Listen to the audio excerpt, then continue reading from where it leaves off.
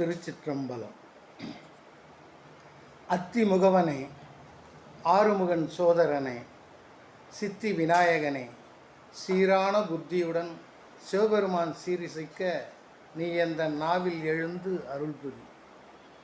நாள் என் செய்யும், வினைதான் என் செய்யும், என்னை நாடி வந்த கோள் என் செய்யும், கொடும் கூற்று என் செய்யும், குமரேசர் இரு தாளும் சிலம்பும் தண்டையும் சதங்கையும் தோளும் எனக்கு முன்னே வந்து தோன்றினேன்.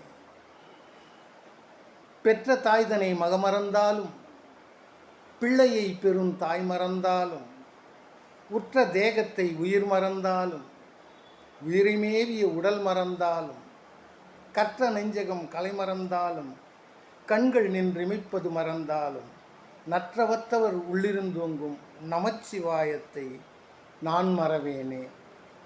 வேண்டத்தக்கது அறிவோய் நீ, வேண்ட முழுதும் தருவோய் நீ. அமிர்தம் வேண்டி தேவர்களும் அசுரர்களும் பார்க்கடலை கடைந்தார்கள். மந்தார மலையை மத்தாகவும், வாசுகி என்னும் பாம்பை கயிறாகவும், பாம்பின் தலைவால் பிடித்து பார்க்கடலை கடைந்தார்கள். அவர்கள் எதிர்பார்த்ததோ அமிர்தம், ஆனால் வந்ததோ ஆலகால விஷம். அதை கொண்டு போய் சிவபெருமானிடம், பகவானே, எதுவாக இருந்தாலும் முதலில் வருவது உங்கள் பங்கு, இதை ஏற்றுக்கொள்ள வேண்டும் என்று கொடுத்தார்கள். அதை பகவான் சிவபெருமான் தன்னுடைய வாயிலே போட்டுக்கொண்டார். அந்த விஷத்தை அம்பிகை வந்து சிவபெருமானுடைய கண்டத்தை அழுத்தி பிடித்தார்கள். அங்கே நீல நிறமாக அந்த விஷம் நின்று விட்டது.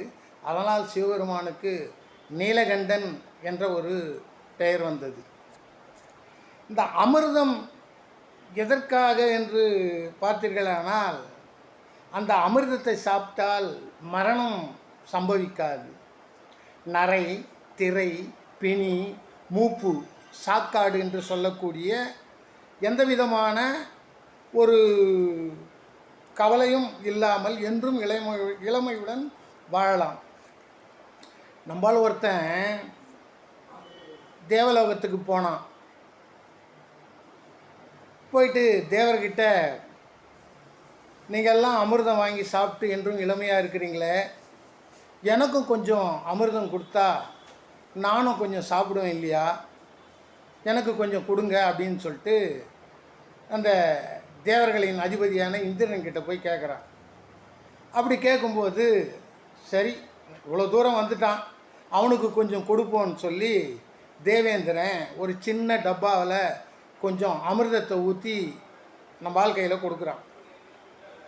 அந்த அமிர்தத்தை கொடுக்கும்பொழுது, இதை நீ வேறு எங்கேயும் கீழே எல்லாம் வைக்கக்கூடாது, நேராக கொண்டு போய் பூஜை அறையில் தான் வைக்கணும் அப்படின்னு சொல்லி அந்த அமிர்தத்தை அவன்கிட்ட கொடுக்குறான்.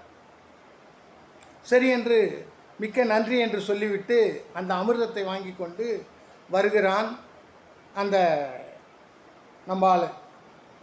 இப்போது இங்கே எதிரில் ஒருத்தன் தீராத வயிற்று வலியால் ரொம்ப துன்பப்பட்டுக்கிட்டு இருக்கான். முடியல, வேதனை, துன்பம், தொல்லை தாங்க முடியல அவனால். அதனால் அவன் ஒரு முடிவுக்கு வந்துடுறான், இவ்வளோ வலியோடு நம்ம இருக்கிறத விட எங்கேயாவது போயிட்டு வீழ்ந்து செத்து போகலாம், ரயில்லையோ கவுர்லேயோ இல்லை விஷம் குடிச்சோ எப்படியோ நம்ம இந்த உயிரை மாற்றிக்கணும் அப்படின்னு சொல்லிட்டு அவன் புறப்பட்டு வரான் செத்து போகிறதுக்காக. இந்த நிலையில் நம்மளால் அமிர்தத்தை எடுத்துக்கிட்டு எதிரில் நடந்து வரான். அப்படி வருகின்ற பொழுது இவனுக்கு சிறுநீர் வேட்கை ஏற்படுது. அதாவது ஒன்றுக்கு அர்ஜென்ட்டாக வருது. அப்போ இந்திரன் சொன்னது, அந்த அமிர்தத்தை கீழே வைக்கக்கூடாது, அதனால் இதை யார் கையிலையாவது கொடுத்துட்டு போகணுன்ட்டு அவன் எதிர்பார்த்துக்கிட்டு வரான். அப்படி வரும்போது இந்த வயிற்று வலிக்காரன் எதிரில் வரான். வரும்பொழுது, அப்பா இந்த அமிர்தத்தை கொஞ்ச நேரம் வச்சுக்கிட்டு இருக்கு, எனக்கு அர்ஜென்ட்டாக ஒன்றுக்கு வருது, நான் போயிட்டு வந்துடுறேன் அப்படின்னு சொல்லிட்டு அவர்கிட்ட கொடுக்குறான். அப்போ அந்த வயிற்று வலிக்காரன் கேட்குறான், இதில் என்ன இருக்குது அப்படின்னு கேட்டான். அதுக்கு இந்த டப்பாவை கொண்டு வந்தேன், அதில் விஷம் இருக்குது, பத்திரமா வச்சுக்கோ அப்படின்னு சொல்லிட்டு கொடுத்துட்டு போயிட்டான். இவன் என்ன பண்ணால், ரயிலில் தூக்கில் மாட்டி தொங்கி செத்து போகிறத விட நம்ம விஷத்தை குத்தியே செத்து போகலாம் அப்படின்னு சொல்லி அந்த விஷத்தை இவன் குடிச்சிட்டான். அவன் கொடுத்துட்டு போன அந்த அமிர்தத்தை விஷம் நினச்சி இவன் குடிச்சிட்டான். குடித்தான். அடுத்த கணமே இவன் செத்து போவான்னு நினச்சான். ஆனால் இவனுக்கு வயிற்று வலி போயிடுச்சு. ரொம்ப சந்தோஷமாக, ரொம்ப ஃப்ரெஷ்ஷாக ஆகிட்டான், ரொம்ப குதூகலமாக இருக்கிறான். இப்போது அவன் ஒன்றுக்கு போயிட்டு வந்து, எங்கப்பா டப்பா அப்படின்னு கேட்டான். இது டப்பாவா சாமி, நான் வயிற்று வலியால் ரொம்ப சிரமப்பட்டுக்கிட்டு இருந்தேன், எங்கன்னா போய் செத்து போகலான்னு சொல்லிட்டு வந்தேன், நீ இதை என் கையில் கொடுத்துட்டு இதை பத்திரமா வச்சுக்கன்னு சொன்னேன். நம்ம அங்கங்கே எங்கேயோ போய் சாவறதை விட இந்த விஷத்தை குத்தியே செத்து போகலான்னு சொல்லிட்டு நான் விஷத்தை சாப்பிட்டேன். ஆனால் எனக்கு மரணம் சம்பவிக்கல, அதுக்கு பதில் நல்ல ஆரோக்கியம், இளமை, சந்தோஷமாக இருக்கிறேன் அப்படின்னு சொல்லிட்டு சொன்னானோ.